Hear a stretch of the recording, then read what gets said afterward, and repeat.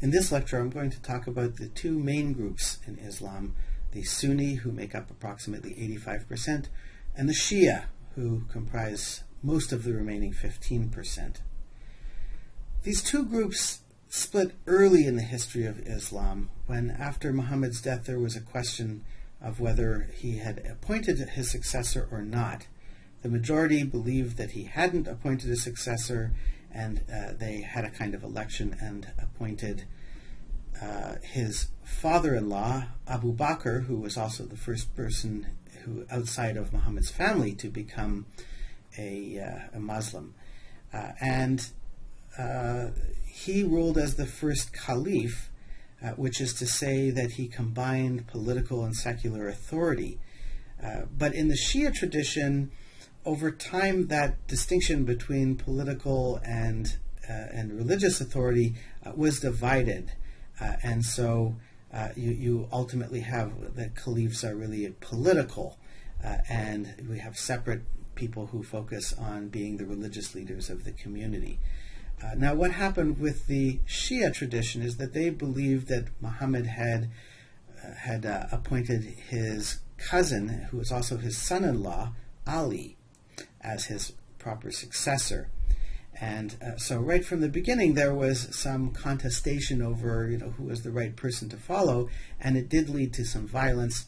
And although Ali was eventually made the fourth caliph, he was ultimately assassinated as part of this conflict.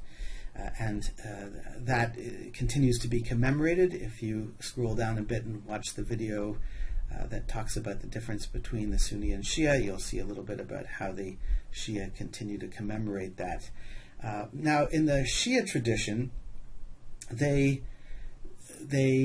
maintain the belief that not only with Ali, but that there was a number of imams, or the person who embodied both the political and religious authority, that continued after Muhammad, and there's different sects, and they believe in different numbers of those proper imams that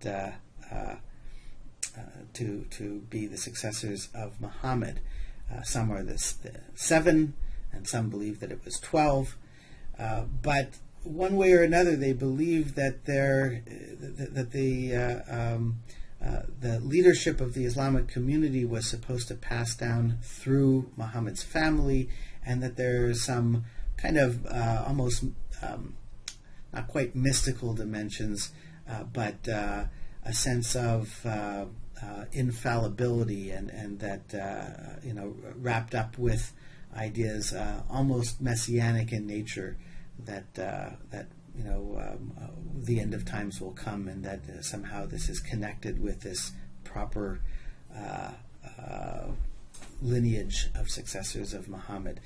So they may believe that there's a hidden imam that's still somehow in the world, and perhaps some of the contemporary religious leaders may be able to communicate with that hidden imam, and thereby have a kind of infallible divine access to information and knowledge, and know what should be done.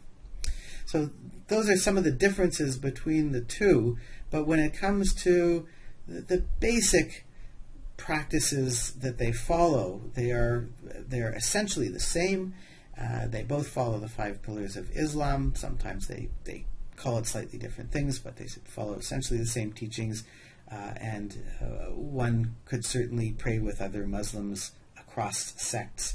Despite the fact that there have been some political disagreements between the two, in terms of religion, they are fairly close, perhaps closer together than, say, different branches of Judaism, which might go from very orthodox to very liberal. So in that sense, they're still pretty united.